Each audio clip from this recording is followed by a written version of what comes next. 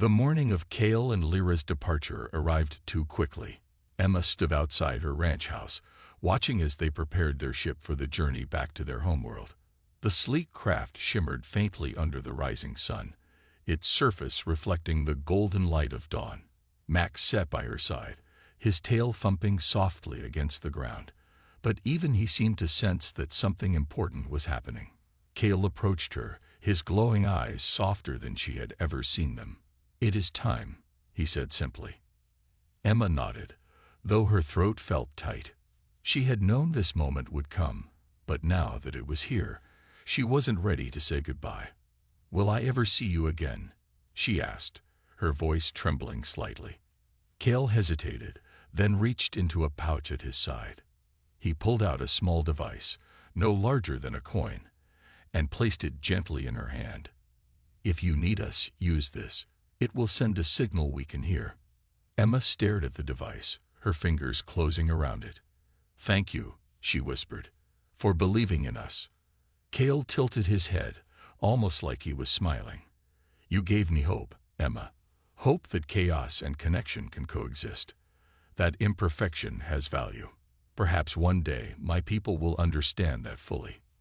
Lyra stepped forward next, her expression still guarded but not unkind. "Do not waste this opportunity," she said firmly. "Prove to us, and to yourselves, that humanity is worthy of trust." "I will," Emma promised, meeting her gaze steadily. "We'll do our best." With a final nod, Lyra turned and walked toward the ship. Cale lingered a moment longer, his eyes lingering on Emma's face. "Goodbye, Emma Carter," he said softly. "May your stars shine brightly." "Goodbye, Cale," she replied, her voice breaking. "And thank you for everything." As the two beings boarded the ship, Emma stepped back, clutching the small device tightly in her hand. The hatch closed with a soft hiss, and moments later, the ship began to hum. It rose slowly into the air, kicking up a gentle cloud of dust, before ascending higher and higher until it disappeared into the sky. Emma stood there for a long time, staring at the spot where the ship had vanished. Her mind raced with everything that had happened. The fear, the arguments, the tests, and finally, the fragile victory. Humanity had been given another chance, but it was up to them to make the most of it. Max nudged her leg, pulling her from her thoughts. She looked down at him and smiled faintly. "Well, boy," she said, scratching behind his ears, "guess it's just us again. For now." As she turned to go back inside, Emma felt a renewed sense of purpose. The alien's visit had changed her in ways she couldn't fully explain. She had always believed in humanity's potential, but now she understood just how precious and fragile it was. The world wasn't perfect, and neither were its people, but maybe that was the point. Maybe being human meant striving to be better, even when it was hard. Inside the house, Emma placed the small device on the kitchen table, where it gleamed faintly in the sunlight streaming through the window. She didn't know if she'd ever need to use it, but knowing it was there gave her a strange kind of comfort. Later that afternoon, she picked up her phone and called a friend in town. "Hey," she said when they answered. "I've got an idea. Let's start something. Something to remind people what really matters. Art, music, stories, kindness. You in?" Her friend agreed enthusiastically, and as they talked, Emma felt a spark of hope ignite within her. The road ahead wouldn't be easy, but she was ready to face it. Together, humanity could prove that they were worth the trust Cale and his people had placed in them. As the sun set over the desert, Emma sat on the porch once more, gazing at the stars. Somewhere out there, Cale and Lyra were returning home, carrying the lessons they had learned from her. And somewhere among those distant lights, Emma hoped they might find a little piece of themselves, a reminder that even in chaos, there was beauty. The hours after the simulation felt endless. Emma sat on the porch of her ranch house, staring out at the desert horizon. The sun was setting, painting the sky in shades of orange and pink, but she barely noticed. Her mind was consumed with worry. Had the demonstration been enough? Would Cal's leaders see what she had tried so hard to show them? Cal and Lyra remained nearby, their expressions unreadable. They spoke in low tones, occasionally glancing at Emma, but they didn't approach her. It was clear they were waiting for a response from their homeworld, a decision that would shape the future of humanity. Finally, as night fell, Cal's wrist device lit up with a soft glow. He stepped away from Lyra and activated the holographic screen once more. The alien council appeared, their glowing eyes fixed on him, and on Emma, who stood nervously behind him. The tension in the air was thick, almost suffocating. One of the council members spoke first, its voice deep and measured. "We have reviewed the data from your demonstration. Your actions during the simulated crisis showed cooperation, courage, and selflessness. These are qualities we did not expect." Emma's heart raced. Was this good news? She couldn't tell yet. However, another council member interjected, its tone colder. "These traits are not consistent across your species. Your history proves that. How can we trust you to act this way in the future?" Emma took a step forward, her voice trembling but determined. "You're right. We aren't perfect. Humans make mistakes, sometimes terrible ones. But we also learn from those mistakes. We adapt, we grow, and we try to do better. Isn't that worth giving us a chance?" The council members exchanged glances, their faces unreadable. For a long moment, no one spoke. Then the leader of the group leaned forward slightly, its glowing eyes locking onto Emma's. "Your plea has given us much to consider. There is value in what you have shown us, value we cannot ignore. Yet the risk remains." Emma clenched her fists, holding her ground. "Every choice carries risk. Even doing nothing is a choice. Are you willing to turn your back on an entire species because of fear? Or will you give us a chance to prove ourselves?" The council chamber fell silent again. Emma could feel Cal's gaze on her, steady and supportive. Lyra, however, remained distant, her expression unreadable. Finally, the leader spoke. "After careful deliberation, we have reached a decision. Earth will not be isolated or restricted, for now, but we will monitor your progress closely. If your species continues down paths of destruction, intervention may become necessary." Relief washed over Emma, though it was tempered by the weight of the council's warning. "Thank you," she said softly, her voice breaking with emotion. "We won't let you down."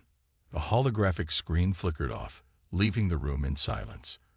Emma sank into a chair, her legs weak with exhaustion.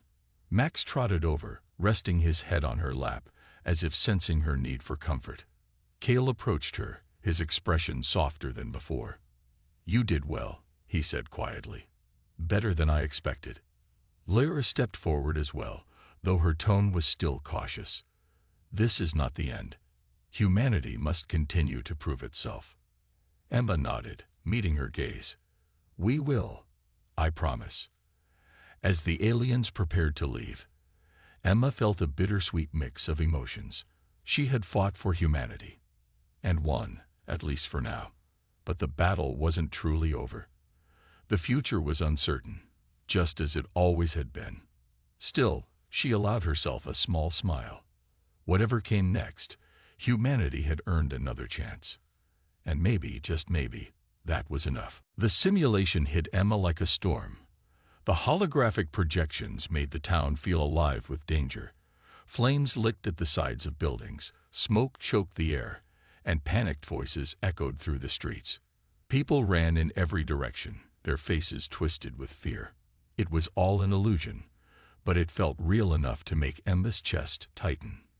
She froze for a moment, overwhelmed by the chaos. Then she remembered Cal's words. Show them who you are. Taking a deep breath, she forced herself to focus. There was no time to waste. "Hey," she shouted, waving her arms to get the attention of a group of townsfolk huddled near a burning building. "We need to work together. Everyone, listen to me." At first, no one responded. They were too scared, too caught up in their own panic. But Emma didn't give up. She ran toward them, her voice steady despite the trembling in her legs. "If we don't help each other, we're not going to make it out of here. Please, trust me." One man finally looked up, his eyes wide with fear. "What do we do?" Emma scanned the scene quickly. A child was crying near the edge of the street, separated from its parents. Across the way, an elderly woman struggled to move away from the flames. "You," Emma said, pointing to the man. "Go grab that boy over there and bring him to safety. You too," she gestured to a young couple nearby. "Help the older woman. We need to clear this area before it gets worse." To her relief, they nodded and sprang into action. The man scooped up the crying child, while the couple guided the elderly woman toward a safer part of the street. Emma turned her attention to the burning building. Flames roared from the windows, and inside she could hear faint screams. Without thinking twice, she grabbed a blanket from a nearby stall and soaked it with water from a fountain. Wrapping it around herself, she rushed into the building. The heat was intense, pressing against her skin like a heavy weight. Smoke stung her eyes, making it hard to see, but she pushed forward, following the sound of the cries. Inside, she found two people, a teenage girl and a boy, both trapped under a fallen beam. "It's okay," Emma said, her voice calm despite the terror clawing at her insides. "I'm here to help." Using all her strength, she managed to lift the beam just enough for the teens to crawl free. Together, they stumbled back outside, gasping for fresh air. By now, the townsfolk had begun organizing themselves, forming lines to pass buckets of water and douse the flames. Even strangers were working side by side, their fear replaced by determination. Kale and Lyra watched silently from the edge of the simulation, their expressions unreadable. When the last flame was extinguished and the holograms faded, leaving only the quiet desert town behind, Emma collapsed onto the ground, exhausted but relieved. Kale approached her, crouching down to meet her gaze. "You risked your life for others," he said softly. "Even when you knew it was a simulation, you acted as if it were real." Emma wiped sweat from her forehead, her voice hoarse. "Of course I did. That's what humans do. We take care of each other, even when it's scary or hard." Lyra stepped forward, her glowing eyes narrowing slightly. "Your action showed cooperation and courage," she admitted grudgingly. "But such behavior is not universal among your kind." "No, it's not," Emma agreed, getting to her feet. "But isn't that the point? Humans aren't perfect. We mess up, we argue, we fail. But when it matters most, we come together. Isn't that worth something?" Kale exchanged a glance with Lyra, then nodded slowly. "Yes, perhaps it is." He activated a device on his wrist, transmitting the events of the simulation back to his homeworld. "This will be our final argument," he said. "Let us hope it is enough." As the data streamed away, Emma felt a flicker of hope. She had given everything she could to prove humanity's worth. Now, all she could do was wait, and pray that it would be enough to save her world. The days following the transmission to Kale's homeworld were tense. Emma tried to go about her daily routine, but it was impossible to ignore the weight of what had happened. She spent hours replaying the meeting in her mind, wondering if she had said enough, or too much. Had the alien leaders seen humanity's potential, or had they dismissed her plea as naive? The uncertainty gnawed at her. Kale and Lyra remained on edge as well. They rarely spoke to each other, and when they did, their voices were low and sharp. Emma noticed that Lyra spent more time outside, pacing near the ship while staring at the horizon. Kale, on the other hand, stayed close to Emma, observing her quietly as if trying to understand something deeper. His glowing eyes often lingered on her face, searching for answers she wasn't sure she could give. One evening, as the sun dipped below the desert hills, Emma decided to confront them. "What's going on?" she asked, stepping onto the porch where Kale stood. "You're both acting like you're waiting for something bad to happen." Kale hesitated, his expression troubled. "We are," he admitted finally. "Lyra has sent a message to our leaders without my knowledge." She believes humanity cannot be trusted and that immediate action is needed. Emma's stomach dropped. What kind of action? She advocates for intervention, Cale replied, his voice heavy with regret. Restricting your progress, perhaps even isolating Earth from the rest of the galaxy. Emma clenched her fists, anger bubbling up inside her. And you? Do you agree with her? No, Cale said firmly. I believe there is another way, but I am outnumbered among my people. Many share Lyra's fears. Emma turned away, struggling to process what she'd just heard. After everything she had done to show them humanity's best qualities, it still might not be enough. She felt a surge of frustration, not just toward Lyra, but toward herself for feeling powerless. Before she could respond, Lyra appeared at the edge of the yard. Her stance was rigid, her glowing eyes fixed on Emma. Your species is dangerous, she said bluntly.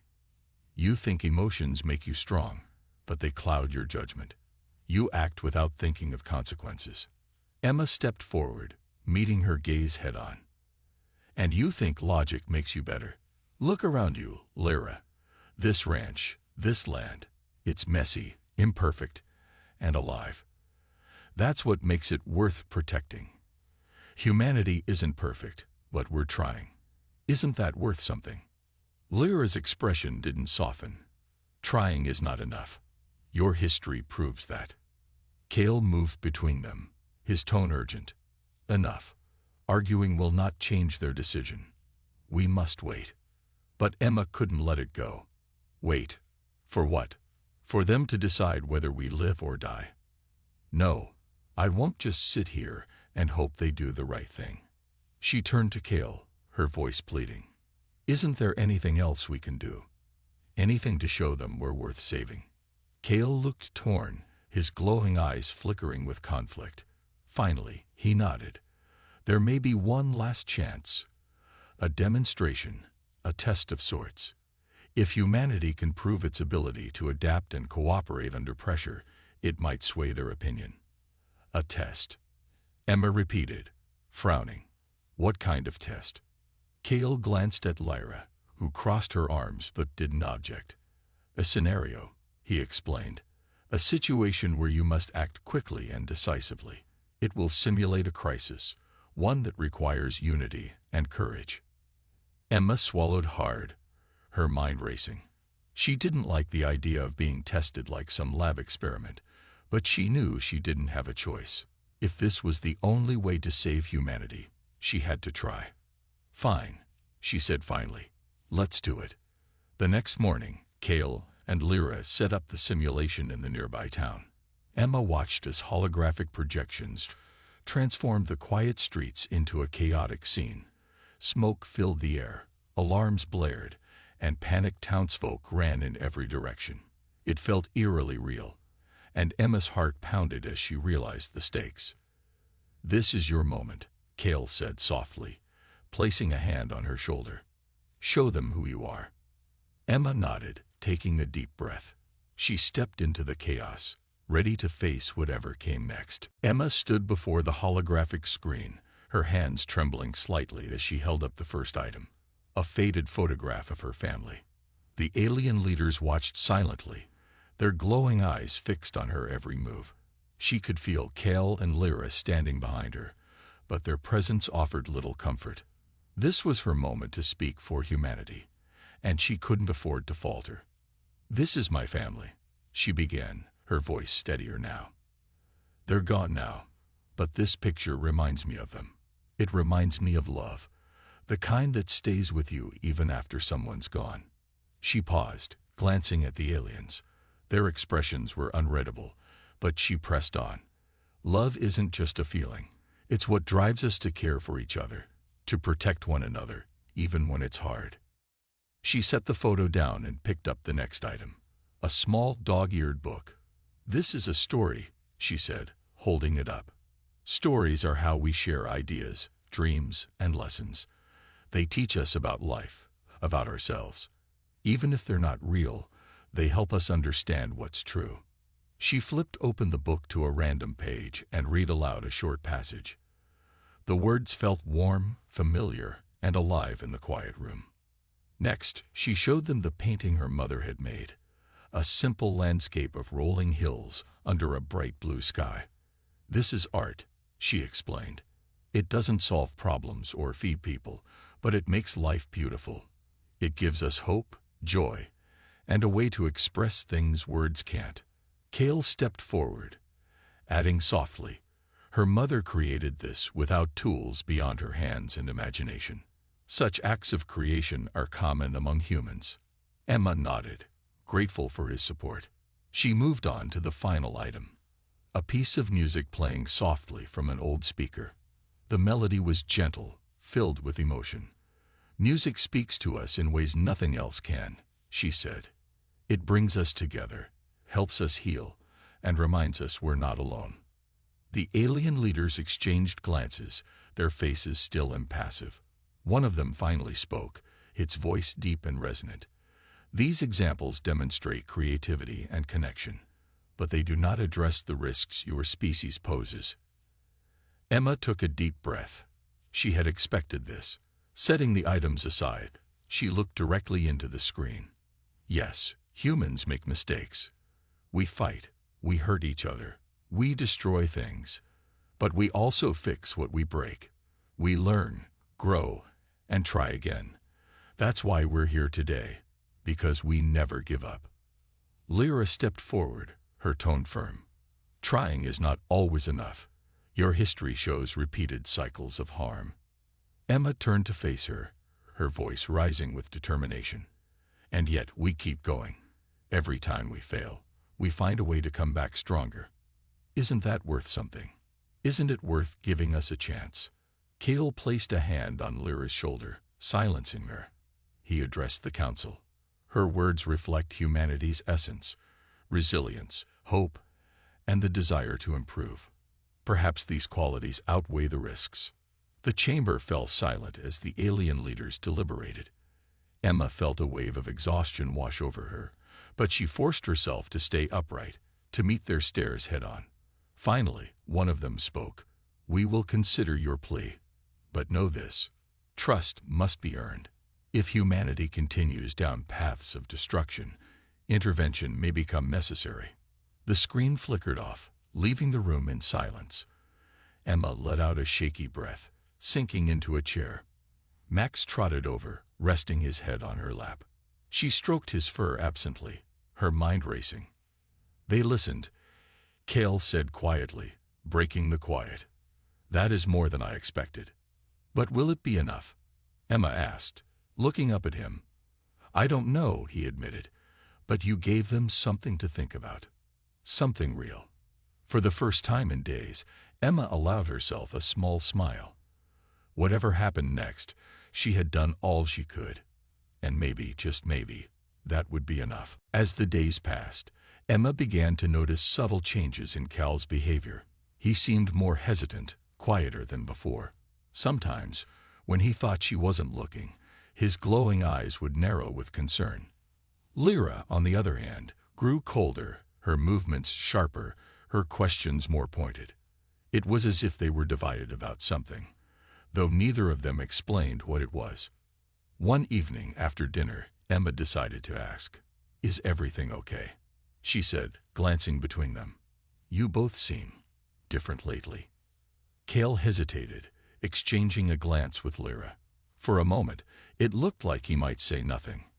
Then he sighed softly and spoke. "There is debate among my people," he admitted. "Some believe your species holds great potential. Others see only risk." Emma's heart sank. She had suspected this might be coming, but hearing it aloud made it real. "And what do you think?" she asked. Her voice steadied, despite the knot forming in her stomach. "I am uncertain," Kale replied honestly. "You have shown me kindness, creativity, resilience, but others fear your unpredictability. They worry that your emotions, your chaos, could lead to destruction."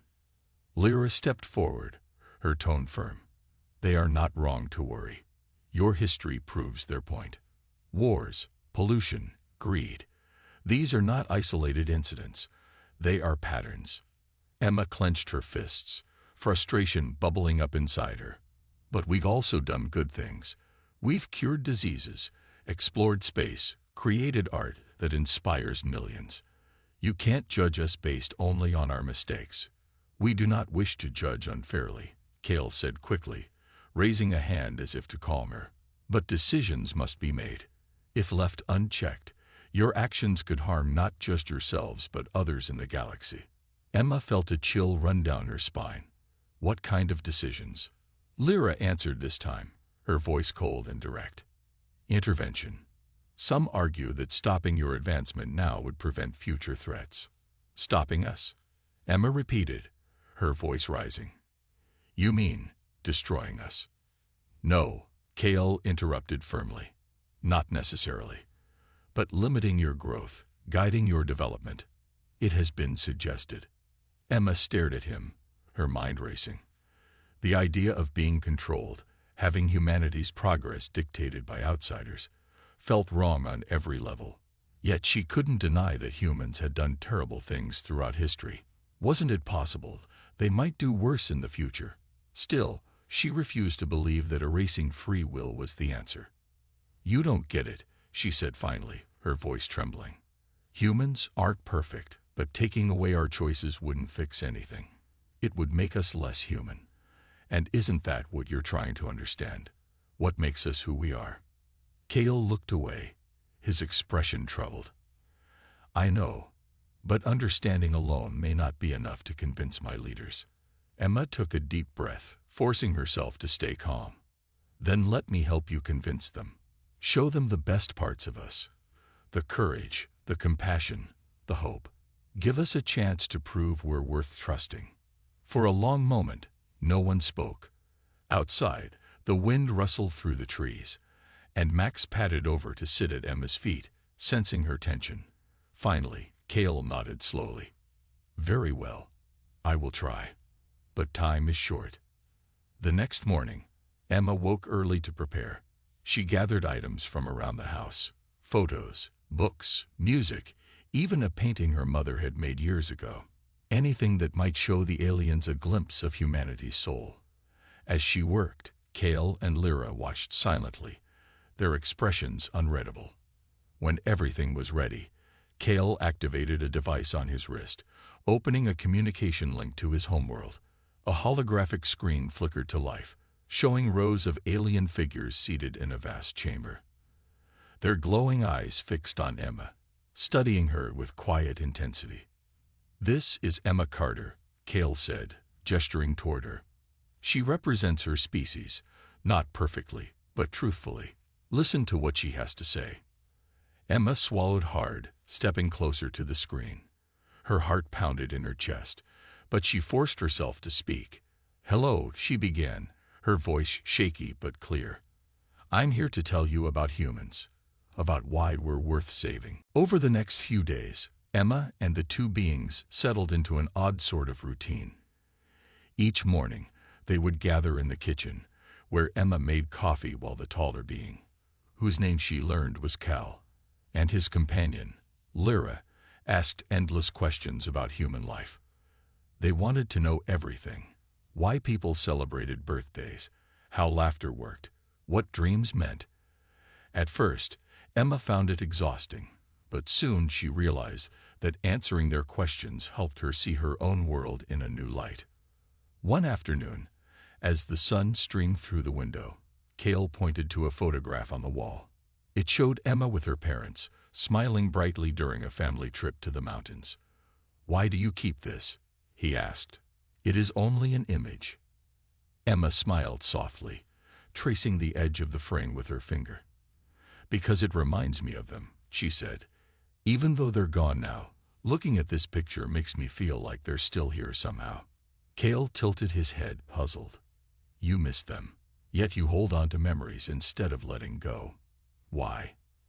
Because missing someone doesn't mean forgetting them, Emma replied. It means loving them enough to remember. That's part of being human too. We carry pieces of the people we care about inside us. Lyra watched silently, her glowing eyes fixed on Emma's face. She seemed less talkative than Cale, but Emma noticed that she was always observing, taking in every word and gesture. Sometimes, Emma caught her staring at Max, who had taken to following Lyra around the house. The dog wagged his tail whenever she crouched down to examine him, though he never barked or growled. It was almost as if he trusted her completely. On the fourth day, Cale brought out the orb again. This time, it floated gently above the table, its light shifting colors as it reacted to the sounds and movements in the room. "It has been learning from you," Cale explained. "Your emotions, your actions, your words. But there is still much it cannot process." Emma frowned, leaning closer to study the orb. "Like what?" "Contradictions," Lyra said suddenly, speaking for the first time in hours. Her voice was soft but firm. "You say love brings happiness, yet it also causes pain. You value freedom, yet create rules to limit it. You fear death, yet risk your lives to protect others. These opposites confuse our systems."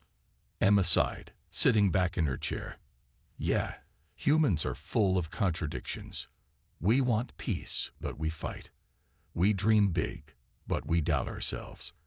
I guess that's because we're always trying to figure things out. Life isn't perfect, so neither are we." Cale nodded slowly, his expression thoughtful. "Perhaps perfection is not the goal. Perhaps growth is more important." Emma smiled. "Exactly. We stumble, we fall, we get back up. That's how we learn." Later that evening, as the sun dipped below the horizon, painting the sky in shades of orange and pink, Emma invited Cale and Lyra outside. They stood together on the porch, watching the stars begin to appear one by one. "Do you have sunsets like this where you come from?" Emma asked. Cale shook his head. "Our skies are different. Calmer. More predictable." Emma laughed lightly. "Well, maybe that's why you don't understand us. Humans aren't calm or predictable. We're messy, loud, and sometimes scary. But we're also beautiful, in our own weird way." For the first time, Cale's face softened, almost like he was smiling. "Beautiful," he repeated quietly. "Yes, perhaps you are." As they stood there in silence, Emma felt something shift between them. For all their differences, she realized they weren't so unlike each other. Both species were searching for meaning, for connection, for answers. And maybe, just maybe, they could help each other find those answers. But deep down, Emma knew this wasn't just about understanding. Something bigger was at stake.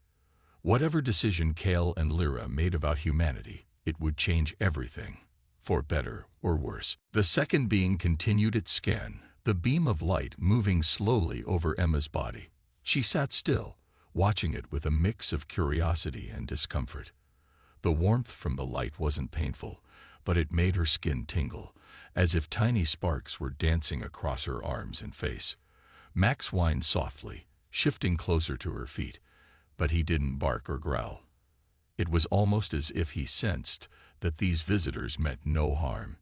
When the scan finished, the being lowered its device and exchanged a glance with its companion. Emma cleared her throat. "So, did you find what you were looking for?" The taller being hesitated before answering. "The data is complex," it said carefully. "Your biology is familiar, yet your mind." It trailed off, shaking its head slightly. "It does not align with our models." Emma raised an eyebrow. "What does that mean? Am I some kind of puzzle to you?" "In a way," the taller being admitted. "Your thoughts, emotions, they are erratic, chaotic. Our tools can measure brain activity, hormone levels, neural connections. But they cannot explain why you feel joy when seeing a sunset or sadness when hearing a song, or why you chose to invite us into your home instead of running away." Emma chuckled nervously. "Yeah, well, humans aren't exactly predictable. That's kind of the point." The second being leaned forward, its glowing eyes fixed on her. "But unpredictability creates risk. Your species fights wars, destroys ecosystems, builds weapons capable of ending life on your planet. Yet you also create beauty, care for one another, dream of better futures. How do you balance such extremes? Emma shrugged. I don't think we always do. Sometimes we mess up. A lot. But maybe that's part of being human, figuring things out as we go. We're not perfect, but we try. The taller being tilted its head, considering her words. Then it reached into a pouch attached to its belt and pulled out a small glowing orb. It placed the orb gently on the table between them. The object pulsed faintly, casting soft waves of color across the room. This is one of our learning devices, it explained. It records interactions, analyzes patterns, adapts based on new information. Perhaps it will help us understand you better. Emma stared at the orb, fascinated. Does it work like a computer? In a sense, the being replied. But more advanced. It processes not only facts but also context, tone, emotion, if we can decipher them. Emma leaned back in her chair, crossing her arms. Good luck with that. Even we don't fully understand ourselves sometimes. For a moment, the room fell silent except for the ticking of the clock and the occasional creak of the wooden floor as Max shifted positions. Emma studied her visitors, wondering what they truly hoped to gain from this encounter. Were they scientists seeking knowledge or something else entirely? She decided to ask. Why now? Why come here after all this time? The taller being paused, as if choosing its words carefully. We have observed your world for many cycles. Your technology grows rapidly.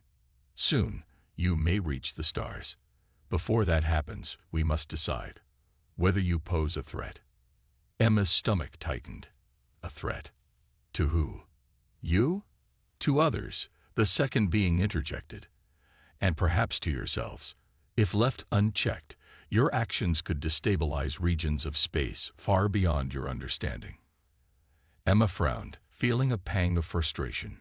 You're judging us based on our worst moments, aren't you? Sure, humans make mistakes. Big ones. But we also do amazing things. We heal, we build, we explore. Don't write us off just because we're messy. The taller being regarded her thoughtfully. Messy, it repeated, as if tasting the word. Yet resilient. Perhaps that is why your species endures where others fail. Before Emma could respond, the orb on the table began to glow brighter, pulsing in rhythm with her heartbeat.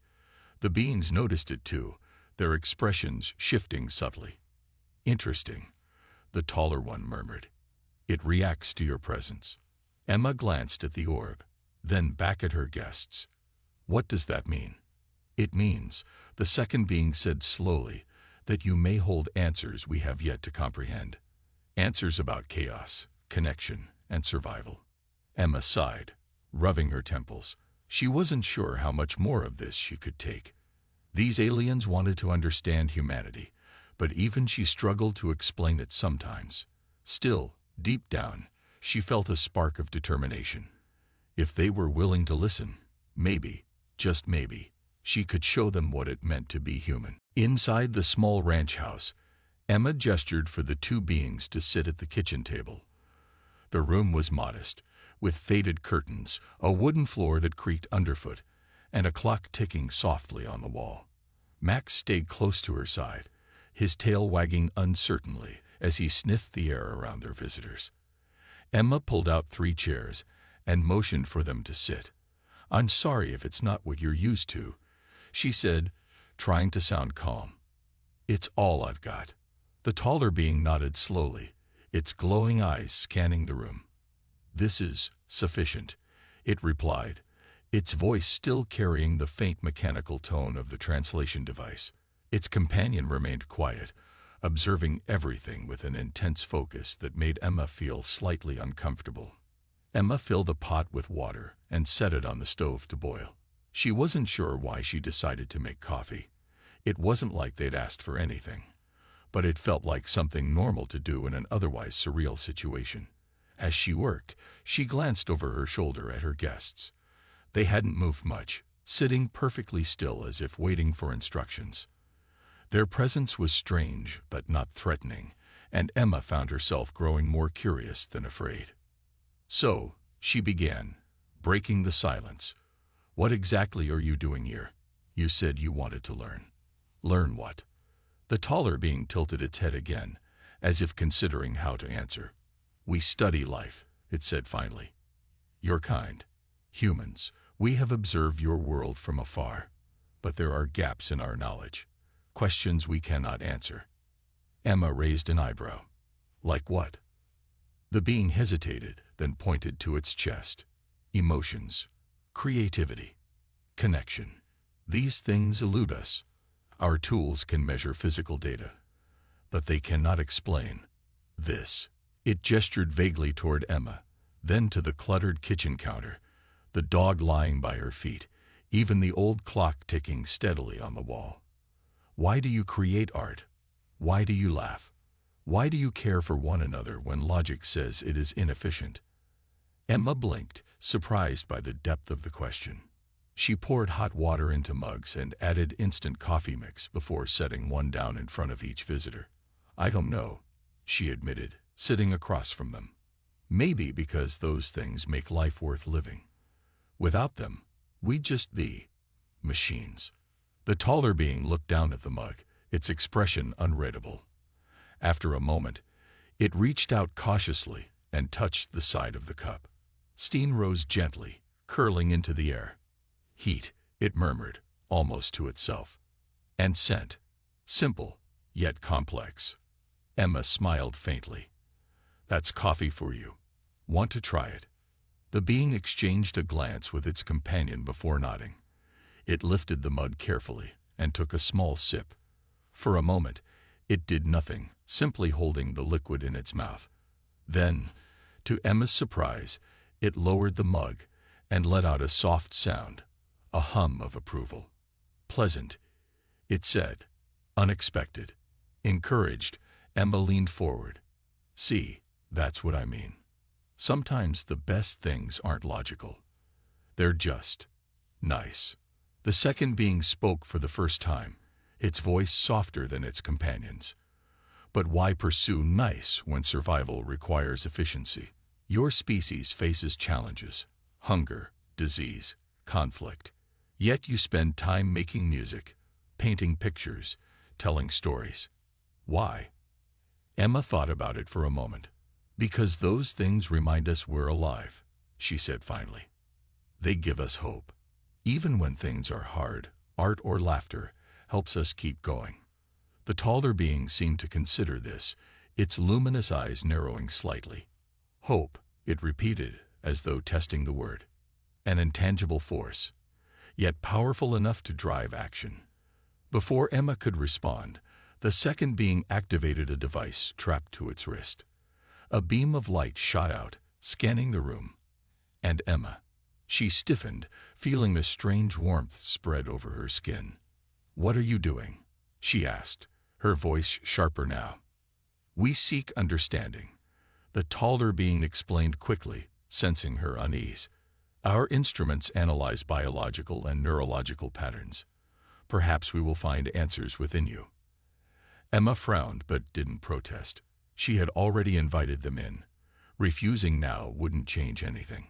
Still, she couldn't shake the feeling that she was part of something far bigger than herself. Something that might change everything, for better or worse. The night was quiet in the Nevada desert. The stars above sparkled like tiny diamonds against the deep black sky. Emma Carter stood outside her family's ranch house, staring at the horizon. She had always loved the stillness of the desert at night, but tonight felt different.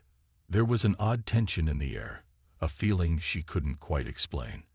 Her dog, Max, sat beside her, his ears perked up, clearly sensing it too. Suddenly, a low hum filled the silence. It wasn't loud, but it was steady, growing stronger with each passing second.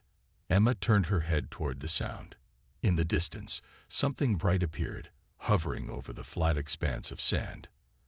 At first, she thought it might be a drone or some kind of military aircraft, but as it moved closer, she realized this was unlike anything she'd ever seen.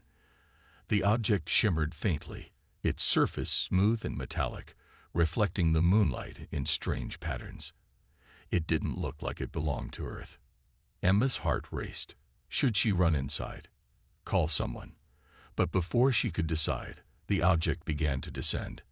It landed softly, kicking up a small cloud of dust. Max growled, his fur standing on end, but he stayed close to Emma. She took a deep breath, trying to calm herself. Whatever this thing was, it wasn't leaving anytime soon. After a moment, a section of the craft opened, revealing two figures. They stepped out cautiously, their movements graceful and deliberate. They weren't human, at least not entirely.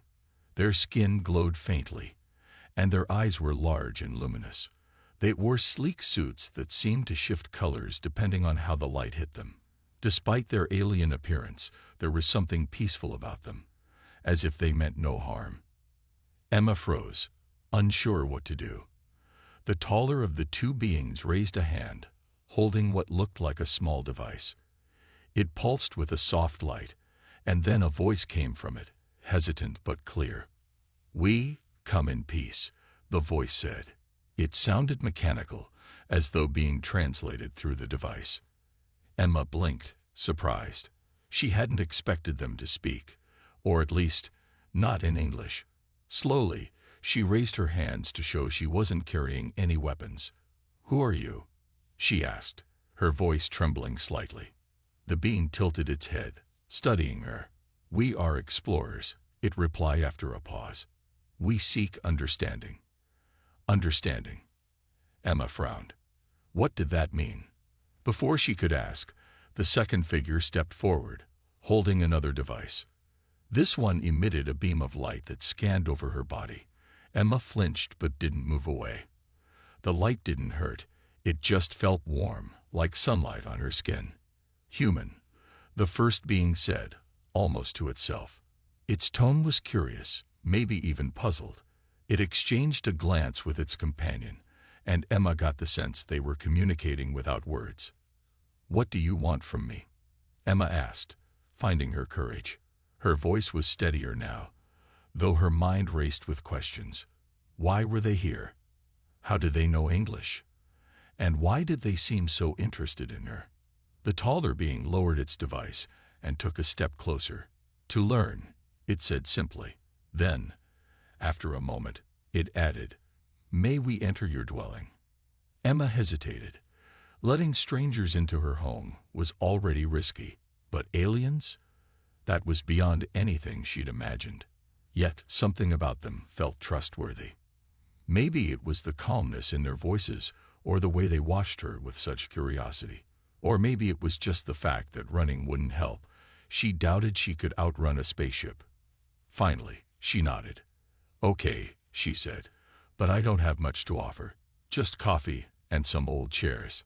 The beings exchanged another glance, and for the first time, Emma thought she saw something resembling a smile on the taller one's face. "That will suffice," it said. As they followed her into the house, Emma couldn't shake the feeling that her life was about to change forever.